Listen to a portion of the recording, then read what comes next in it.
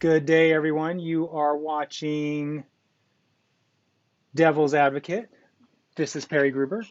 I am the host and founder of Copiosis, the innovation that we are talking about. Devil's Advocate is one of our scheduled live streams where we talk about some sticky questions that are asked of us from our Devil's Advocate, Jill Dell, who I'll be introducing in just a second. But we also have another guest who is with us today, our chief strategist, Christopher Hatton. So I'm just going to jump right into it and introduce both of them to the show. Welcome, Christopher, and welcome my Devil's Advocate, Jill. How's it going, you two?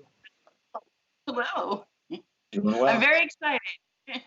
I'm glad you both are excited. Yeah. So for those of you who are watching this show for the first time and you're interested in finding out more about Copiosis, you can go to our website there below my picture, copiosis.com, and you can find out all kinds of information about our innovation. And then if you go to this website, Patreon, you can see the types of people who are supporting us in creating this new society that we're talking about. And you can also see what we do with the money that we get to make this happen. And then if you're interested in becoming a patron yourself, you can become a patron of our work for as little as $1 a month. And so, of course, this show is all about asking the sticky questions. The good thing we usually have answers on this show. So why don't we just go ahead and start? Jill, did you want to kick us off with a thought of inspiration, or you Yeah. just want to jump into the questions? Okay. Well, what I wanted to do is just kind of I did a little bit of research here because we've had this political election that was extremely heated. So what I looked at is how many people were eligible to vote and how many people voted, right? So approximately 239 million were eligible to vote, and then 158.5 million voted. So that means about almost 81 million people did not vote. Then I looked at how many people voted for Biden, which was about 81 and a quarter million, and how many voted for Trump was 74 and a quarter approximately. So I took how many people did not vote, which was about almost 81 million, and the 74 and a quarter million that voted for Trump. And so what I came up with was basically what I think is a total who lost. Okay. That's the way they're feeling. Oh, the People people who either didn't just vote.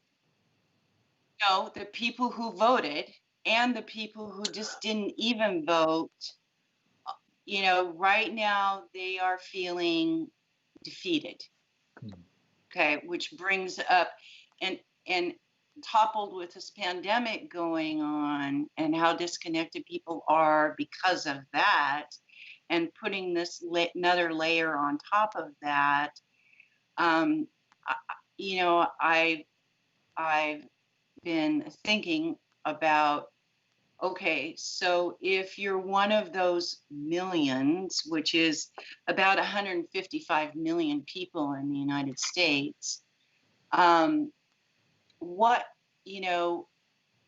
what, other than the message of copiosis, which which I am coming to the decision that that's what the future needs to be. We're still in this system that people feel so disenfranchised with.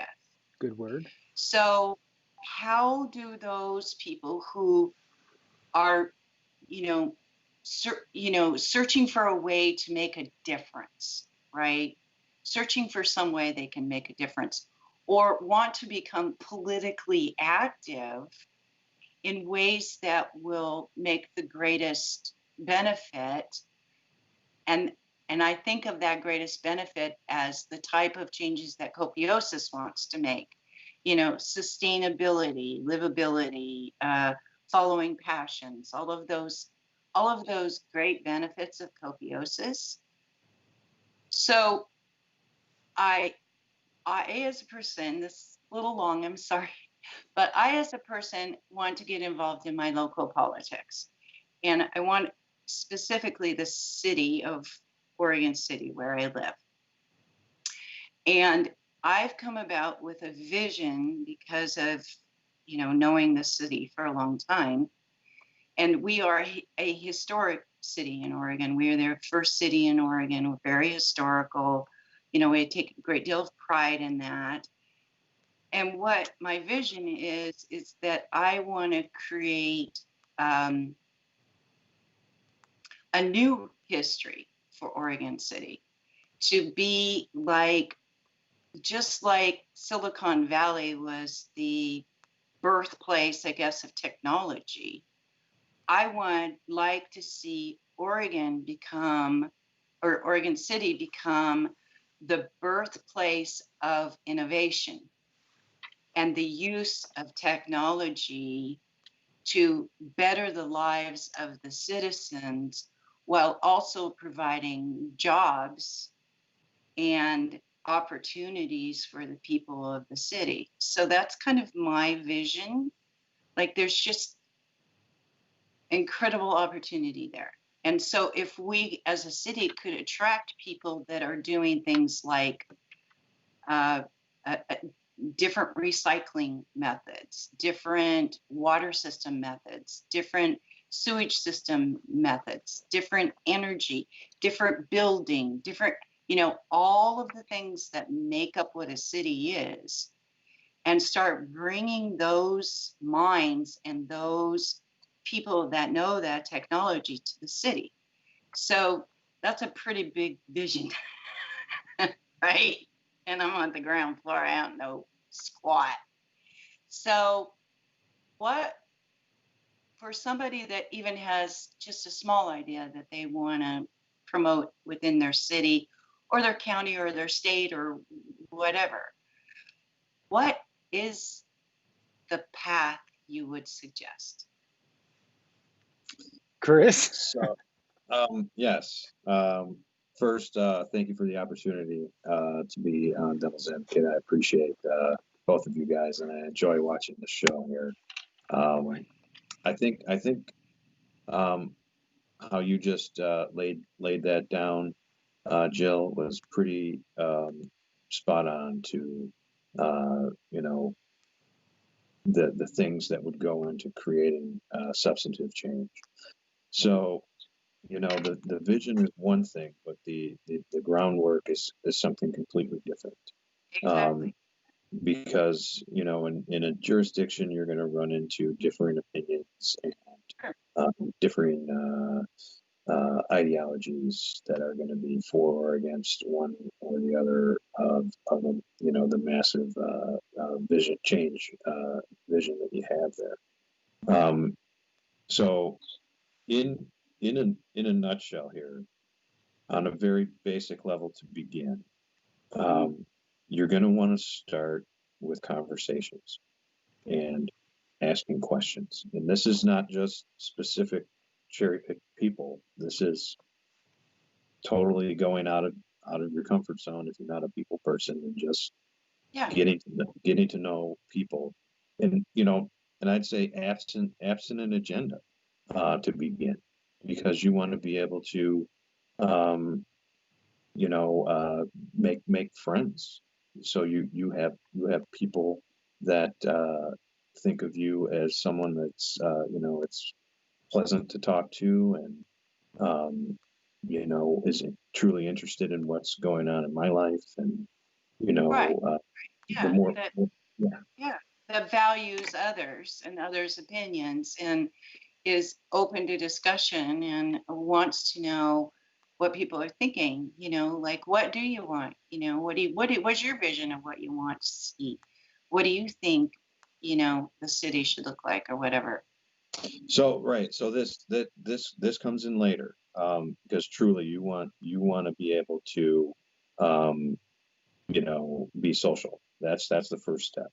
And the actually probably the third step is going to be the networking piece, where you start to connect interests with your vision. But the second step is going to go down as actually going to you know, the institutional aspect of what City the city. council and that kind of thing. Right. Yeah. So that then you start to know who the power players are, what their names are, and how they feel about things that are in your vision. But simultaneously, you're going to be still wanting to expand your base, your social base, Sure. and create as many friends as possible. And this is just normal. You know, it's engaging in small talk, but then at the same time, you know, trying to get to know the individual rather than what they think about, you know, government or the city. Anything. Right. Exactly. Yeah, I get it. Okay. Because some of that just comes out in conversation, and you don't really ask. Yeah. Because if you come in with an agenda, there's usually a wall. And Yeah. So, okay. So what the city's doing right now is they're sending out surveys to people that live in the city, and they're saying what's important to you, basically, and where do you see the city? Where should we be headed, and that kind of thing. So I've thought about you know, like asking for, well, what's the results of this survey? Because that gives a very broad idea of what people are thinking.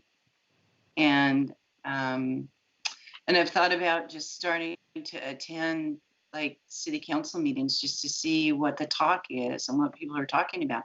And to me, that would be a good way to meet people who are currently actively trying to influence the city hall and the movers and shakers, and actually finding out who they are and meeting these people and understanding them and what, you know, kind of what their thoughts and what their vision is for the city, and whether they're dug into one particular social belief or another, you know. I mean, I can see that. So so when you say making friends, I mean, you know, I do know people in the community that aren't necessarily any kind of movers or shakers. They're just ordinary people in this community. But you know, I don't. Okay, so step one, you know, make friends. Step two, basically get in and find out how your city's actually being run. Does that make sense? Like who's running the shows, right? yes. Yeah.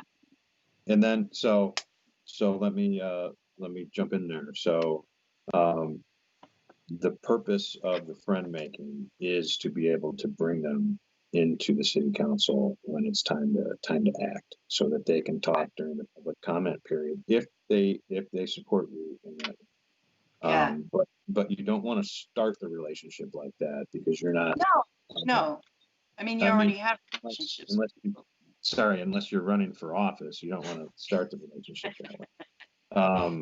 So the moving on. So after you get a good idea of the current makeup of the local government there, and that's not just the city council, that's the board of education, you know, the county commissioners, all the different local level players there. And then it's like, okay, so, you know, now I understand, you know, why my property taxes are like this, because, you know, I fall within these jurisdictional boundaries. You know, we're 3 houses down, you know, 2 of those jurisdictions fall off. So it's like I'm paying more than they are, but, you know, I'm in the jurisdiction of that social service. So it's like being able to get down to the minutia of revenues and expenditures is one piece that can really help you understand the fabric of you know, the mindset of the people that fall within those overlapping. The priorities of the city and how they spend their money. Yeah. And the people that are burdened by the taxes. So that it goes both ways there. So then Exactly. So after step 2, then the networking piece comes into play. So you have you know, you have events set up by local government, like festivals and food drives and you know, parades and stuff. That's a good way to network. Then you also have networking with, you know, local advocacy groups, and then local, like the Rotary Club is a really great group to join. I'm a member of the Rotary Club. Toastmasters, I'm a member of Toastmasters. And, you know, you really get to know The some business So, leaders, people that have businesses in your city, and yeah. so Okay. let me jump in here. I just want to make sure we're doing what we're supposed to be doing here on Devil's Advocate, and that is asking Right. questions about how Devil's copiosis gets advocate. Okay. implemented. And Yes. we have So a we're meeting, getting we to have that. an actual meeting about this topic in a couple of days. Yeah. Yeah. Yeah. So okay. So the government of Copiosis, there isn't one. That's a pretty tough concept for people to understand. So so people that I've spoken to, the response is that the Copiosis organization is the government. And how do you it's so complex. So if you took it just down to like a small community level, you know, you're a little town of, you know, 1,300 people, and you know, most of the people in town, they're all, you know, farmers or whatever. So they're, you know, what's most valuable to them is to, you know, make the farm product that they're making, and what, you know, raising the cows or sowing the wheat and the equipment that they need, and that's what's most valuable to them. um, so is that little microcosm going to be able to build their own copiosis model of how NBR is paid in that community? Or is it a, you know, and how is that governed? You just, I mean, it's just kind of mind boggling to me. Like, is there kind of a national average of what, you know, what values are, or is there by, you know, a state or by a community or by, you know, like, are there layers to it, or is it just, how does you see that as fitting into kind of what we know? Do you want to jump in there, Chris, or would you like me to start and then you can riff off of what I say? Yeah, that go ahead, Perry. Okay. I'll riff. Yeah, riff off of what, because there's some answers I think that you're going to be able to flesh out with your experience in government and elections and things like that. So it is true, many people who first look at copiosis assume that the copiosis organization, the people who are administering the algorithm or stewarding it, I should say, the people who are collecting data on what's going on out in the economy and then feeding that back to the people who are collecting that data and then turning it into something that the algorithm can consume. You could argue that the people who are reviewing reputation accounts, the declarations that go into those things, that those people think that those types of functions would be the de facto government because those people are running, so to speak, the Copiosis organization. But the Copiosis organization it's kind of like the cloud.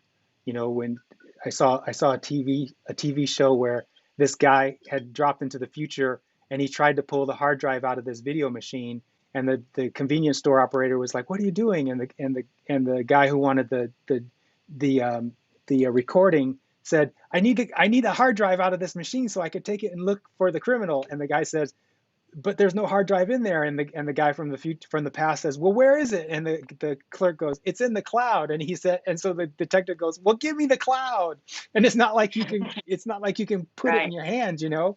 And so in the same Yeah. way, the Copiosis organization kind of works like the cloud. It's a group of people who are loosely organized and are feeding data into the software, observing what's going on in society, and as a result of that, the algorithm rewards people. So what's happening on the ground, like that little town that you talked about of 1,800 people or whatever, who are mostly agriculturists, those people are just doing what they would do. So they're tending to their asparagus or their broccoli or their potatoes or whatever, and there are people who are maintaining the tractors or the wheat combines or whatever those machineries that farmers Right. Yeah. do, and there's people Tractors. who are milking cows, and there are people who are maintaining roads, and they're getting together as a group of people to make sure that the roads that are maintained on the proper schedule, so that potholes don't show up where we don't want them to be, or that they get improved when they need to get improved. All the while, there is no government providing any of these services, because the people who are passionate about doing the things that need to be done are organizing and getting it done. So Christopher, here's where I'd like to dovetail on Jill's question by asking you a question. So what is it, given your understanding of copiosis, what is it that the government does that might need to still be done in copiosis from the standpoint of like a government body, some sort of centralized entity that does things on behalf of the people? Do you see anything that has to be done in that way? Over time, less and less, because the idea is to be able to have society takes care of society, without needing to depend on strong centralized entities at all. So I would echo what you said and say, yeah, I think a way you can describe this is the peers are the orchestrators. So, but then people confuse that with current systems like, jury, and then, but yeah, jury falls underneath a centralized court, which falls under centralized government. And then, what about ratings on Amazon? Oh, but that's under a centralized company that can, give punitive actions against people who aren't doing what they want. So it's not like current systems. It's a judgment by your peers that's absent of any centralized authority and absent of any punitive damages. So it's really a decentralized mechanism by which self-improvement and self-correction can happen through the awarding of MDR. Right, and the idea, so one of the fears that I think pops up in response to what you just said, Chris, is, yeah, but there's some assholes out there who are going to be dicks to people, and in the current system, those kind of people are reined in by the force or the threat of force of law, and in some cases, not always, but in some cases, and not always, sometimes after the fact, yeah, but a Yeah. lot is prevented before the fact because of the threat of potential force of law. How do you, Christopher, see that mechanism, the force of law, being replaced by something equally as compelling? So I think we're getting down to this proof of reputation. So then you're starting to stake your own reputation, saying that someone was a dick, and then that's validated, and then it starts to be known that if you want to be associated with the dick, then you can be around this guy or girl, and if you don't want to be, then just walk the other way. So it's not like people aren't going to be dicks. That's definitely going to happen. But it'll be known because people will stake their reputations on it. And would you say, from a sociological perspective, that more people tend to not want to be around that kind of person than want to be around that kind of person? Yeah, the dicks will be lonely people. People that attract attention through that kind of behavior. Yes, and then with regard to necessities, because necessities are not for free, no one is entitled to those things. People who are acting in those ways that have them ostracized or alone could also face the prospect of not getting necessities from certain places, or at least making it really inconvenient to get necessities because they'd have to go someplace where their reputation doesn't follow, which would be difficult because Right. their And reputation would so, follow everywhere. and then just to kind of back up what I said earlier, it would seem like that is a punitive action, but it's not. It's what we call an authentic action. So it's authentic that you're calling someone out as they are, representative in front of other people. So, that's something completely different than saying you can't get more MBR because you're a dick. That's exactly right. Right. And I hadn't heard it put that way. You called it, what did you call it? The authentic what? Just an authentic representation. Yeah. So, it's But is it? I'm sorry. Go ahead. That's okay, Jill. Go I ahead. don't mean to- go for it. Go for it. Okay, Yeah. but okay. So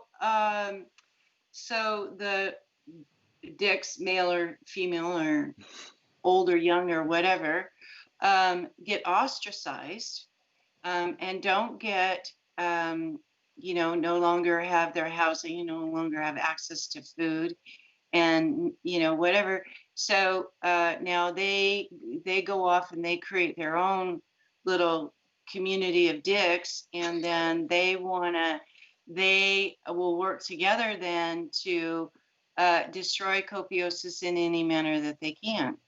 So how is that any different than the we got going on now?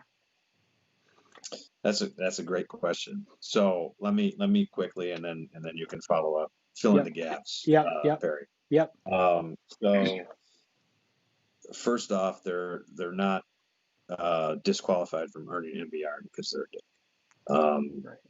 They can still be generating positive net benefit to the planet and society, even being a dick. It's resultive in actions, not necessarily words. So I'm not saying that there wouldn't be, a sect that would start to coalesce around, trying to create a better system through, kind of like the opposite mentality. But my argument is that society as a whole would kind of create like an open consciousness mechanism that would reduce the size of that population over time through copiosis. So it's more of a you're going to lose people like that to attrition because they're like, oh, being a dick isn't good for me. And then there's mental illness, which is something separate completely. Right. And that could be we'll have to talk more about privacy, but that should also be known, Right. And I believe that as long as there's a somewhat of a reason for it, that there shouldn't even be this person is a dick label. It should be this person has this disease and it's diagnosed, and Right. we have to be empathetic of that while interacting with this person. Right. And for that reason, I'm sorry, or they just don't know a better way of reacting with people. That's right. That's right. And maybe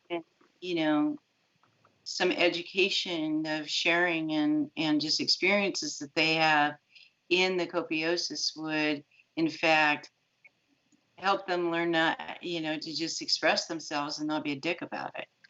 Yeah, I mean, so Christopher brought up an approach I hadn't even thought of, and that's this idea of society opening itself up to allow that person to still generate MBR, because that person's he can be a mean person but still do good for the planet. So that's right, and not everyone, I don't think, wholeheartedly is going to cut that person off from necessity. So I don't think it's going to be very likely that someone would lose their home unless they're like a murderer or something like that. But if they're just a mean person, that's a different thing. And then also, if that person was feeling lonely and he surrounded himself with other people, or herself with other like-minded people, it would be very hard for that group of people to get enough momentum to really change the system, because I think humanity leans toward being nice and being Yeah, together. self-supportive. Yeah. Yeah. And so Mhm. so even if all those people in a nation got together, they would still be a huge minor or a tiny minority compared to the overall state of the population. And I think there would be a lot of people, not a ton of people, but some people who would want to do something to help those poor people who are feeling alone and maybe in some pain and wanting to lash out from that pain. And from that perspective, I would imagine also that no one would give that group of people the things they would potentially need to do any harm to anyone else once people recognize that they were forming some sort of a cabal or a cult, or I can't remember the word you used, Chris, a minute ago, but this splinter group of nefariousness. Group. Yeah. Yeah, Whatever. they just Yeah. wouldn't be able to amass enough. And then also think about it. There's going to be, I call it a peace officer force in Copiosis. There's going to be people who are passionate about making sure people aren't doing things they shouldn't be doing. I mean, we saw that pop up naturally in New York back in the 70s with the Guardian Angels. We have these kind of neighborhood Right. watch groups popping up all the time. And so there will be people who would probably watch that enclave and give early warning to the rest of society if they perceived anything really significantly potentially damaging developing within that society. So it would be, I think it would be very unlikely that an organization, a group of people who have nefarious intent could organize very far before they get discovered. And even if they could organize, it would be unlikely that they would get the resources to make anything effective happen in a Copiosis nation because there's just no net benefit in it. Yeah. Right. And I'd extend on that. Being mean is one thing, but then intentionally, being discriminative or, prejudice because of differences in any way, that's uncalled for, and that's not helping society. So there shouldn't be any reward for that type of behavior. Right. So then we're talking about, these group of people only have necessities and not enough to engage in luxuries. And why is that? The reputation account should be able to state why that is. That's a really good point. Either by choice or because they don't know how to not discriminate on others based on how they look, how they feel, how they think, whatever. And in that, I would think, I mean, these kinds of people aren't stupid, so they would probably go, why is my MBR account empty? Or why am I not getting recognized for the benefit I think I'm creating? Well, maybe what I think is benefit isn't benefit at all. Maybe I need to do something different in order to get the MBR I want. Sure, my necessities are provided, but my MBR account is totally empty. What am I doing wrong? And if they can't answer the question, there are going to be a lot of people who'd be willing to answer that question for them, because anyone who turns that dick into a more productive person, a kinder person, gets MBR for it. Right. Okay, so let's go back to the things that Chris thinks that what the government does now couldn't be done without government. So let's talk about the military. Good one. Yeah, let's talk about that. I mean, we have these fleets of ships around with nuclear warheads roaming our oceans, and we have gazillion spy satellites and God knows what else that we don't even know about. And that military complex is like a grand brotherhood, which is, they've all been trained to be in the grand brotherhood and not to question the grand brotherhood. And you better do as you're told in the grand brotherhood. I mean, they have to be that way to go and do what they do, which is horrific. And so how do you even begin to dismantle that while still protecting our nation from possible threats? I'm not talking bullshit like we're going to run out of oil, so we need to go take over that country. And this one over here has war, and we got to, whatever it is that we do now, which I don't even want to know. Because it's pointless. So what system could possibly be in place that doesn't have some sort of lid on their activities and yet still allows them the freedom to defend, right? Like there's a big freaking nuclear missile coming our way because some country that has one is pissed off and doesn't look like what we're doing to our country and the rest of the world as a result, and they're threatened by us. Do we need a vote of the people to decide if we're going to counter that nuclear weapon? I mean, how can you run even the military without any sort of something? You want to try this one, Chris? Sure. Okay, good. So, you know, the answer is progressive, and meaning that it's not just one system. It's an evolution of many different things happening over time. Um, so, for example, you know, we just spent $2 trillion on re-upping all of our weaponry and Mhm. you know, heavy equipment. Um, and in response, the rest of the world has started to spend trillions of dollars doing the same thing. So what does that mean? Well, Wait, it means that a lot of it is going into technology, not necessarily troops. You know, we're starting to see warfare shift into artificial intelligence and robots. And yes, state governments and businesses do develop these things to spy on us better, kill us in different ways, yeah, um, you know, sell us things in a better way. And so, um, but yeah, that's the current state. But people fail to mention the good places that we're heading also. Like, you know, if you look at the data in regards to deaths due to war, we're living in the most peaceful time in humanity, period, right now. It doesn't seem that way, but that's because that's, you know, we get that from our centralized news agencies. But I'll point you guys to a data set that proves that out. And you know, moving forward, the best antidote for aggression is peace.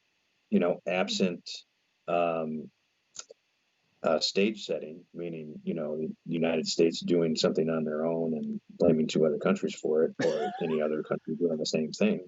Um, you know, peace is the best antidote, and we're starting to see a lot of peace here develop, uh, you know, around the world, and there's a reason for that, and that's because of access to not only technology but knowledge and um, you know, the ability to use that technology and knowledge to emancipate the self. So we're talking about sovereignty leading to uh, sovereign identity, sovereign data. You know, you have control of your own data, sovereign health, sovereign voting, sovereign, et cetera, et cetera. And this is being, you know, proliferated by the open source community now. So we're starting to see this major battle going on between state governments and businesses in the private sector developing tools versus, you know, open source. open source. And open source is not specific to any country. It is a global community that is Yes.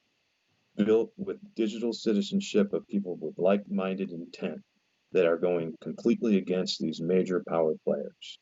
So I'm not saying that's going to eliminate nuclear weapons or aggression or the need to defend or the need to train troops or use technology to do certain things. But you know that like fourth generation nuclear and moving into fifth generation, they're starting to create facilities that can use live nuclear weapons as fuel and you know use the entire canister, so there's no wastewater and there's no Yeah. um, Yeah. any residue. So, there are major changes going on that could lead to a change on that note. But as long as we're posturing and comparing each other like governments do and businesses do, um, you know, that's just going to give more strength to the open source community that move in the opposite way. So, Yeah. Isn't this that was a fascinating answer, Christopher? And I have to say it's very similar to the conversation we were having about the person who's being an asshole. It's like right now the biggest assholes on the planet are state actors, not individuals, because individuals as individuals can't do much, but a state, it could mobilize an entire nation's resources, and it can manipulate the people in the state to believe that what the state is doing is the right thing, even if the state is, like you said, doing something that caused the need for reaction and blaming it on other people. And so what you're saying, Christopher, is that humanity isn't up for that anymore. And as they find technology that allows humanity to connect better with each other, there is a seemingly natural incentive to want to subvert states, because states are in some way inherently separating. They separate people. They don't bring people together.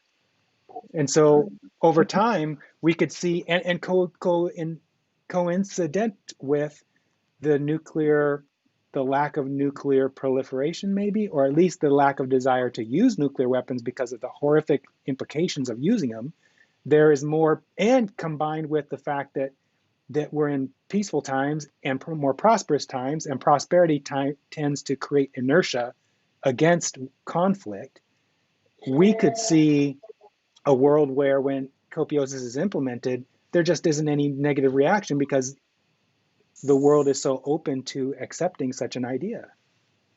Yeah. That's Yeah. really amazing. Yeah. Right. So that's and I guess the question is, actions sometimes have uncertain outcomes. That's a good point. Right. So what we think, how we think people's minds are, and how people think. But we've been, like in the U.S. particularly, we've been taught to think that every other country, they're just all idiots and don't have anything right, and their culture is maybe backwards, or like they're just out to get us, or all these negative thoughts that we have.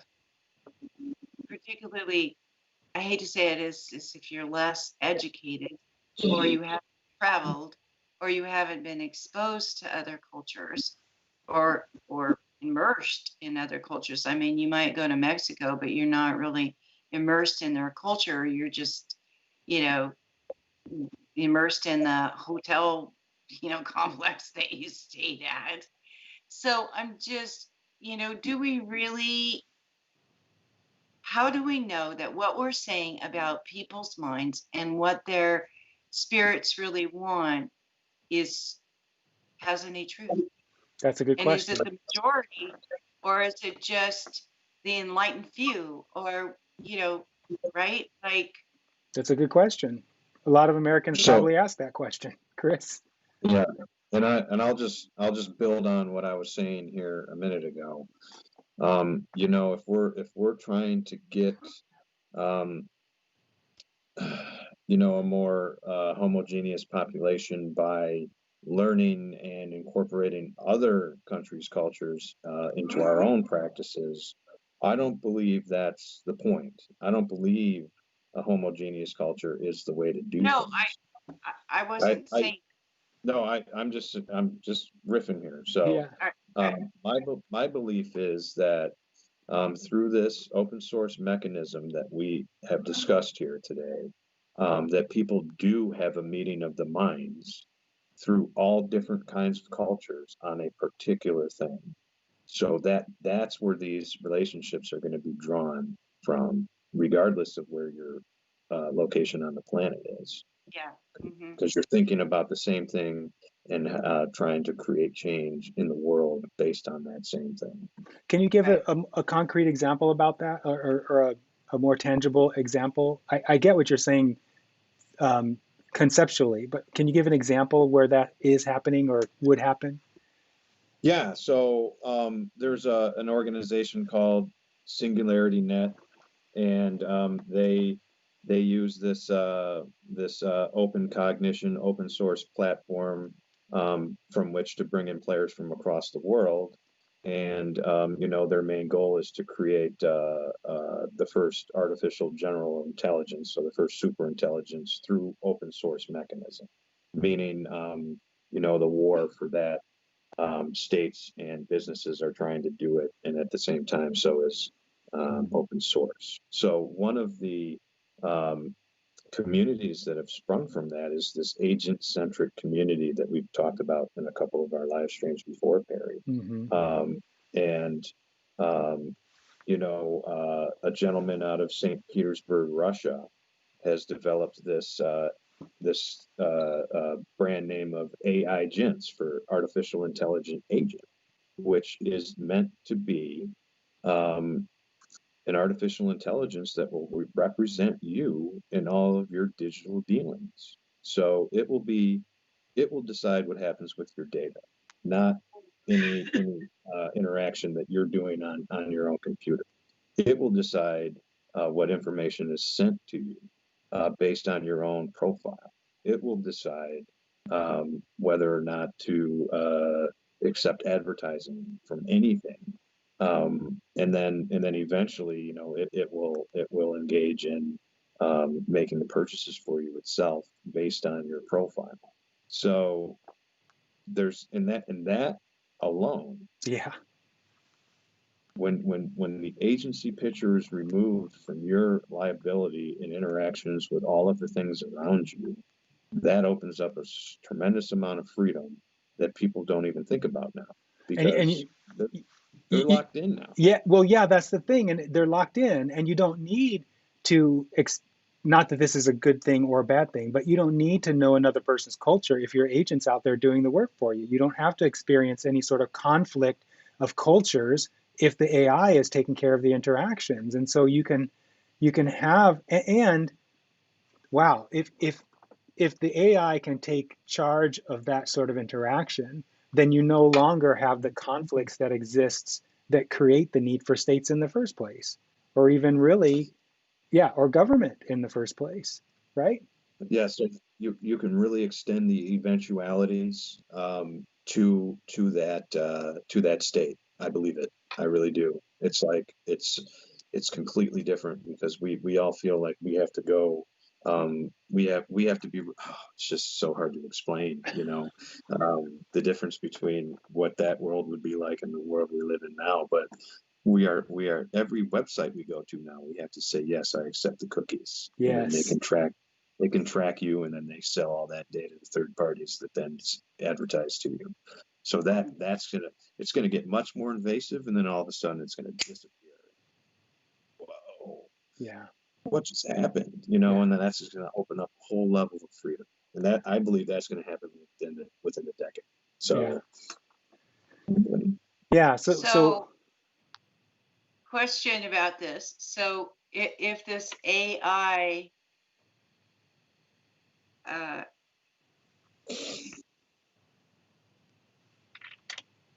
so is it also possible that this AI would be limiting my vision of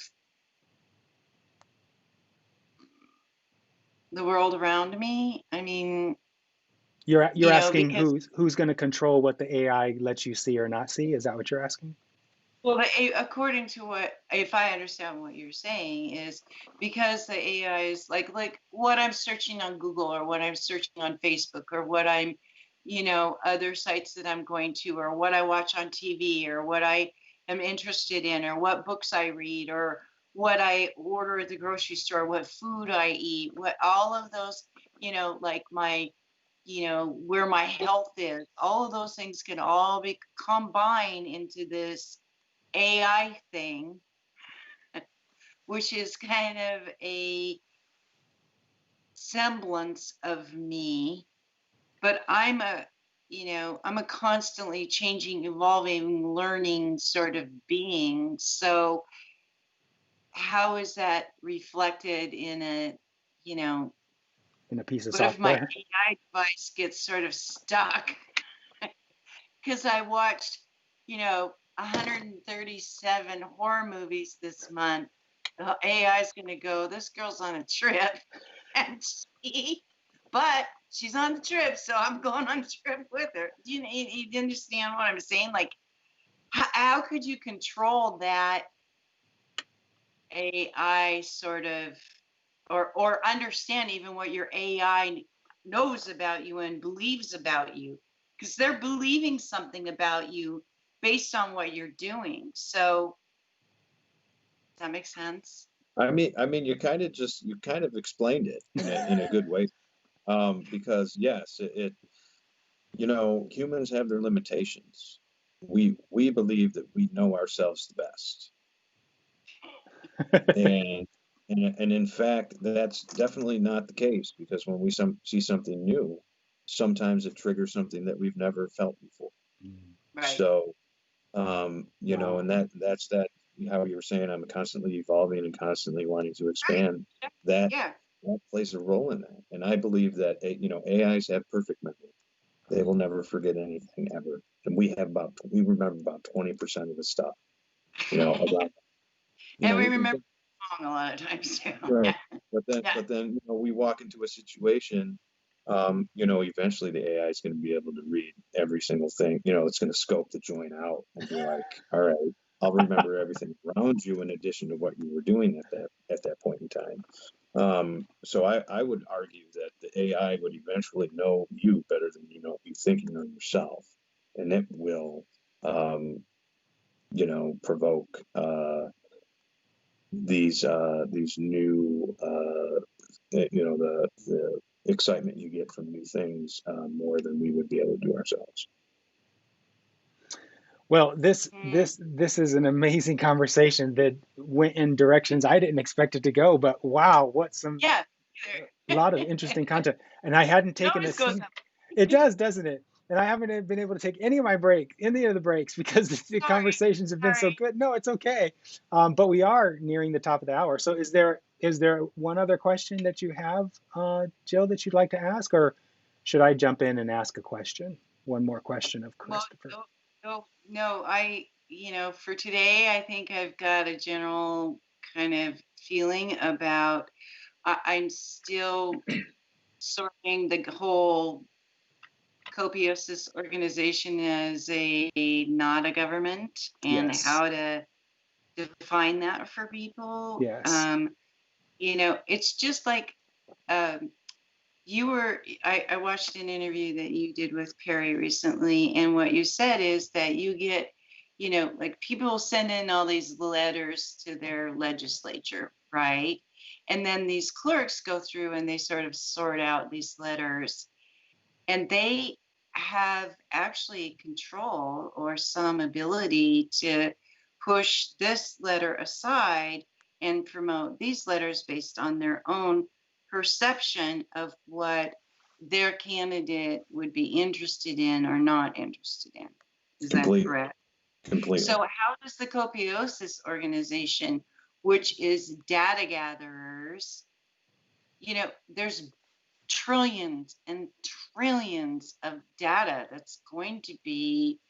So I don't understand why we need any organization to filter that data. Why can't it just be loaded into the system and the system decimates it or just, disperses it and and the AI looks at it and just figures out what it needs from that. I mean, ultimately, that's exactly what is going to happen.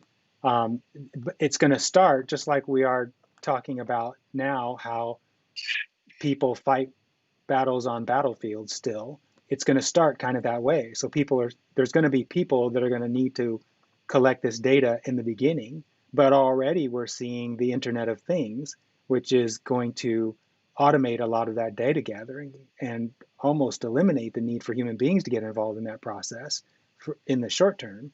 And then there's another automation, the Internet of Automation. The Internet of Automation is then going to connect all those data gathering points so that the AI can decide what data it wants to collect from the internet-enabled things out in the market, in the world. And so at some point post transition, we have exactly what you just described, where we don't have the whims of individuals dictating what data is going where, but we do still have people, and this is something that some people looking at Copiosis don't understand. We still have people deciding what's important in terms of what's being measured. And it's a large group of people. And if you think about what Christopher was saying earlier in the hour with this open source community, for the most part, as I understand it, the open source community is not plotting the destruction of humankind. It's doing the opposite. And there's no incentive, there's no monetary incentive really for them to be doing that. They're just doing it because they think it's a good thing to do. So you can imagine and expect that humanity is oriented in that direction anyway.